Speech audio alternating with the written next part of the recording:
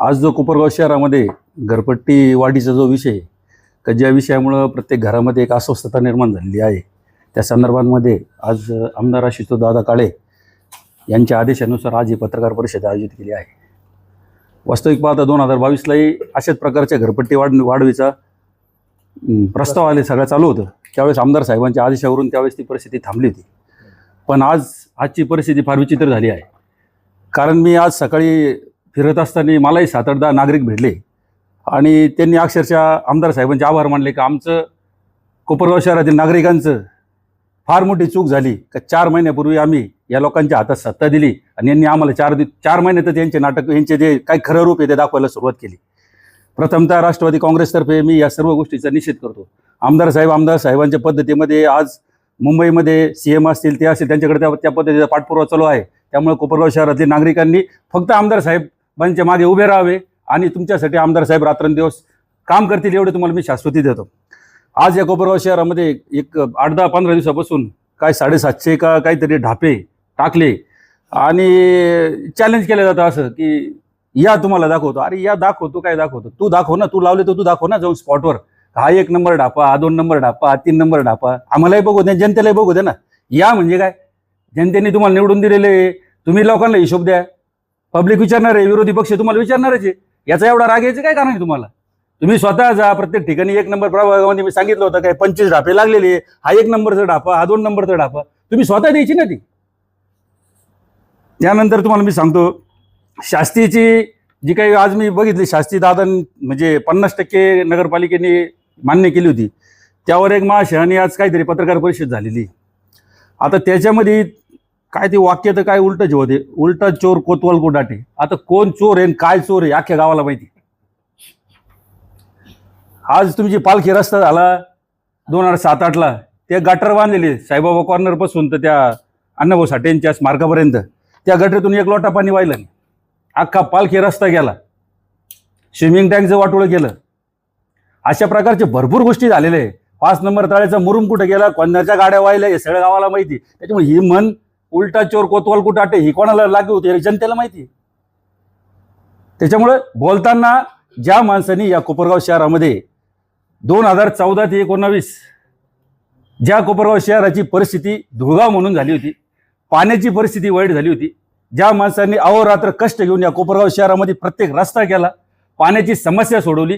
आज तुम्ही मला एक गोष्ट सांगा, जर आत्ताच्या परिस्थितीला 5 नंबर तळ जर झालेलं नसतं, काय परिस्थिती असते आज कोपरगाव शहरामध्ये? आज आपल्याला 20-25 दिवसाड पाणी असतं. मग ही जी परिस्थिती, त्याचा आभार मानायचं राहिला बाजूला, हे तर काही कामाचंच नाही. आता महमूद भाईंनी सांगितलं, आता अख्ख्या गावाला माहिती पाईपलाईन कुठं, आता सत्ताच त्यांची, त्यांना नगरपालिकेची सत्ता त्या पाण्यासाठीच लागत होती. अशा प्रकारचं सगळ्या प्रकारचं वातावरण आहे कोपरगाव शहरामध्ये चालू आहे. आणि काही झालं का, या आंबेडकर पुतळ्यावर 4,000 कोटीचा हिशोब द्या. अरे बाबा, पहिले 14 ते 19चा हिशोब द्या गावाला. 1 रुपयाचा निधी आणला असेल ना तर तुम्ही सांगाल ते मान्य करू. कोपरगावात 1 रस्ता केला नाही, विकास कामं कोणती केली नाही. तुम्ही या, तुम्हाला मी कोपरगाव शहरातली प्रत्येक जनता तुम्हाला सांगाल का आशुतोष दादांनी या कोपरगाव शहरामध्ये 19 पासून काय काम केलेलं आहे सांगायची गरज नाही. विकास हा दिसला पाहिजे, बोलून नाही काही कामाचं. आशुतोष दादांचा विकास आजही कोपरगाव शहरामध्ये पूर्ण रस्ते झालेले आहे, हे फक्त आशुतोष दादांमुळे झालेले आहे. हे तुम्हालाही सगळं माहिती. पण काही झालं का, या इकडं तुम्ही कोण काय कोणाला बोलताय, आपली कुवत काय त्यांची कुवत काय समजून घ्या ना थोडं. 5 नंबर तळ जर खरंच नसतं आज या कोपरगाव शहरामध्ये, तर आज कोपरगाव शहराची परिस्थिती फारच वाईट झाली असती. म्हणजे प्रत्येक जनतेला माहिती आहे. म्हणून कोणी किती शहाणपणा करायची परिस्थिती केली ना, पण आशुतोष दादाचे ज्यांनी 2019ला या कोपरगाव शहरामध्ये जनतेने दादांवर विश्वास ठेवला, त्यानंतर त्यांनी आशुतोष दादांनी जो विकास कामाचा धडाका लावला कोपरगाव शहरामध्ये, तो आजपर्यंत चालू आहे. 4,000 कोटीचा हिशोब तुम्हाला वेळेअंती कोपरगाव शहरातली जनताच तुम्हाला हिशोब देणार आहे, हे तुम्हाला सांगतो मी. आणि घरपट्टी वाढीच्या संदर्भामध्ये आमदार आशुतोष दादांच्या आदेशानुसार सोमवार दिनांक 22 जून रोजी राष्ट्रवादी काँग्रेस पक्षातर्फे छत्रपती शिवाजी महाराज स्मारकापाशी राष्ट्रवादी काँग्रेसतर्फे धरणे आंदोलन करण्यात येणार आहे. तर कोपरगाव शहरातील जनतेला मी विनंती करतो की तुम्ही आवाहन करतो की तुम्ही त्या ठिकाणी या आणि कोपरगाव शहरातील ही जी काही वाढीव असतील आपल्यावर लागलेली ही कमी करण्यासाठी तुम्ही सगळ्यांनी पुढे या, असं मी राष्ट्रवादी काँग्रेसतर्फे तुम्हाला विनंती करतो. त्याचप्रमाणे नगरपालिकेमध्ये याच्यामध्ये इलेक्शन पिरियडमध्ये खूप मोठं आश्वासन देण्यात आलं होतं या कोपरगाव शहरामध्ये सत्ता मिळवण्यासाठी, की महिलांच्या नावावर जर घर असेल, आमची सत्ता जर आली तर आम्ही 50% घरपट्टी माफ करणार. अरे महिलाचं आता 50% तर माफ नाही झाली, वरतून 5 पट वाढवली. आता हे काय याचे प्रश्न कोण विचारणार? याचे प्रश्न जनता वेळेअंती तुम्हाला विचारणार आहे. पुन्हा एकदा तुमच्या माध्यमातून कोपरगाव शहरातील नागरिकांना मी सोमवारी जे धरणे आंदोलन छत्रपती शिवाजी महाराज स्मारकापाशी आहे त्या ठिकाणी सर्वांनी या आणि सह्यांची मोहीम असेल त्या ठिकाणी तुम्ही सगळ्यांनी तिथं हरकती नोंदवा आणि आपण ही जी काय आवाज होईल आपल्यावर केलेली आहे घरपट्टीची आपण धुडकावून लावू. आमदार आशुतोष दादांच्या माध्यमातून एवढं सांगून माझे 2 शब्द संपवतो.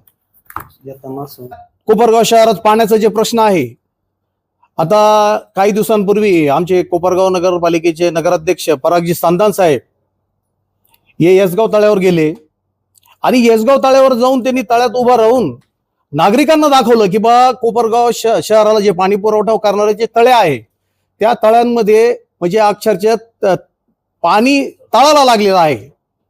मला एक सांगायचं आहे त्यांना पण आपल्या माध्यमातून की बी आता म्हणजे 15 मे रोजी पाणी भरल्या गेला, 5 तळे फुल झाले होते. त्या पाण्याचं लिमिट जवळपास 2 महिने कोपरगावला पुरायला पाहिजे. ते 2 महिन्याचं पाणी 15 दिवसात कसं काय संपलं? ते तळ्याचा फोटो काढलं त्यांनी. ज्यावेळेस तळे खाली गेले, एकदम तळ दिसायला लागलं, ज्यावेळेस तळे भरले गेले आमदार साहेबांच्या माध्यमातून ते तळे फुल भरले गेले, त्यावेळेस त्यांनी जर फोटो काढले असते, त्यावेळेस शूटिंग काढली असती तर नागरिकांना कळालं असतं की बाबा 15 मेला तळे भरले गेले. आता तळे भरल्यानंतर ते जाऊ राहिले 15 दिवसातच तळे संपले. याचा अर्थ ते 2 महिन्याचं पाणी 15 दिवसात कुठं गायब झालं? मला एक सांगायचं आहे की त्या तळ्यातला पाणी 2 महिन्याचं पाणी 15 दिवसात कसं काय संपलं? तर नगर अध्यक्ष साहेबांनी व नगरपालिकेच्या प्रशासनाने एक त्यावर ठामपणे म्हणजे एक असं त्यांनी हे लावावं, चौकशी लावावी की बा 2 महिने पुरणारं पाणी 15 दिवसात कसं काय झालं, गायब झालं? हे पाणी चोरी गेलं तर कुठं गेलं हे पाणीचा शोध त्यांनी लावायला पाहिजे. जो 2 महिने चालायला पाहिजे होतं पाणी ते 15 दिवसातच संपलं. तर मी नगराध्यक्ष साहेबांना, प्रशासनाला या आपल्या माध्यमातून एक विनंती करतो की जे चोर असतील, जे पाणी चोर असतील, यापूर्वी धरले गेलेले ते पाणी चोर जे आहे त्यांच्यावर कठोर कारवाई करून त्यांना शिक्षा व्हायला पाहिजे, त्यांच्यावर कायदेशीर कारवाई व्हायला पाहिजे.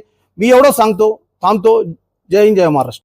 आजची पत्रकार परिषद त्याचा मुद्दा ऍक्च्युअली असा आहे की आपण बघितलं असेल का कोपरगाव नगर परिषदेची निवडणूक होऊन म्हणजे 22/12 निकाल लागलेला आहे आणि आता 22 तारखेला ऍक्च्युअली 6 महिने त्या ठिकाणी कंप्लीट होत आहे. आणि त्यामध्ये 100 दिवसाचा जो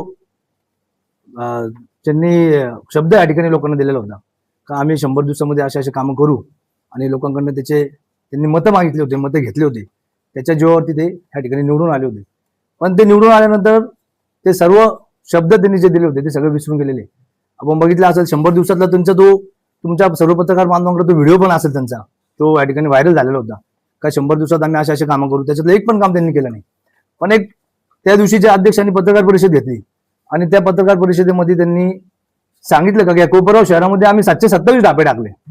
त्या ठिकाणी खरंच तो म्हणजे शोधण्यासारखा विषय त्यांनी या ठिकाणी सांगितलेला आहे का त्यांनी ज्यावेळेस पत्रकार परिषद घेतली त्यावेळेस सांगितलं का 727 ढापे आम्ही कोपरगाव शहरात टाकले. आणि त्यांनी प्रभाग वाईज 1 नंबरमध्ये किती टाकले, 2 नंबरमध्ये किती टाकले, 3 नंबरमध्ये किती टाकले, असे प्रभाग वाईज त्यांनी या ठिकाणी आकडे दिले. आणि ते दिल्यानंतर त्यांनी सांगितलं का कोपरगाव नगरपालिकेमध्ये तो डाटा सगळा अवेलेबल आहे लोकांना बघण्यासाठी. पण ज्यावेळेस आम्ही तो डाटा मागितला तो त्या ठिकाणी आम्हाला नगरपालिकेने डायरेक्ट सांगितलं का अजून हा डाटा नगरपालिकेमध्ये उपलब्ध नाहीये. मग नेमकी 727 ढापेचा डाटा अध्यक्षाकडे आला आणि नगरपालिकेकडे त्याचा अर्थ 100% याच्यामध्ये खूप मोठा भ्रष्टाचार या ठिकाणी त्यांनी केलेला असं आम्हाला वाटतं. आपण बघितलं असेल का कोपरगाव नगरपालिकेमध्ये आता जो परिस्थिती चालू आहे अतिशय वाईट परिस्थिती आहे कोपरगाव शहराची चालू आहे. स्वच्छता कुठे दिसत नाहीये. त्यांनी पाणीचं बघितलं असेल, पाण्याचे दिवस वाढत आहे.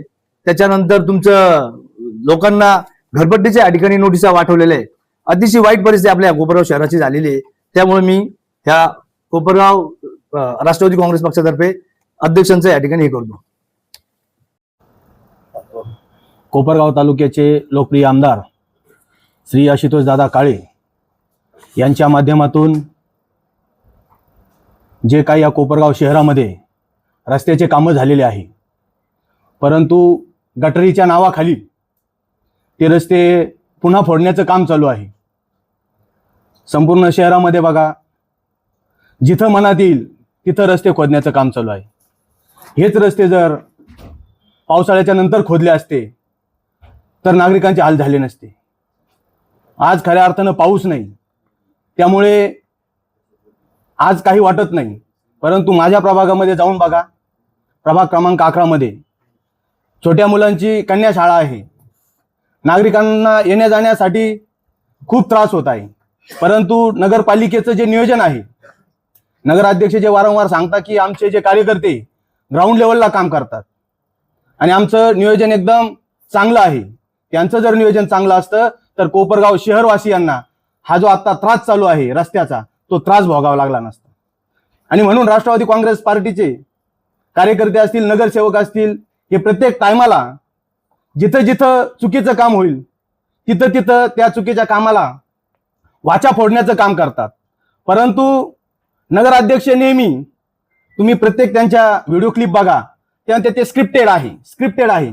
मुळात यांच्याच डोक्यामध्ये जी स्क्रिप्ट भरलेली आहे त्याच्यामुळे यांना प्रत्येकाकडे ती स्क्रिप्ट दिसते. म्हणून एक एक तास तोंडाला फेस येईपर्यंत ती स्क्रिप्ट वाचून बोलतात. म्हणून यांना प्रत्येक माणूस तळमळीने बोलतो. राष्ट्रवादी काँग्रेस पार्टीचा सर्वसाधारण कार्यकर्ता जरी असला तरी तो अतिशय तळमळीने बोलत असतो. कारण यांचं नियोजन शून्य आहे, यांच्याकडे नियोजनाचा अभाव आहे. यांना जी तिकडून स्क्रिप्ट येईल त्या स्क्रिप्टवरच हे बोलत असतात. यांचे 100 दिवस अतिशय फेल आहे. म्हणून नगराध्यक्षांनी स्क्रिप्टवर न बोलता स्वतः प्रतिकृती करावी आणि जनतेला एक दिलासा द्यावा. कारण जनतेला कुठलाच दिलासा नाही. आज तुम्ही नगरपालिकेत जा, कोणी कोणाचा ताळमेळच नाही.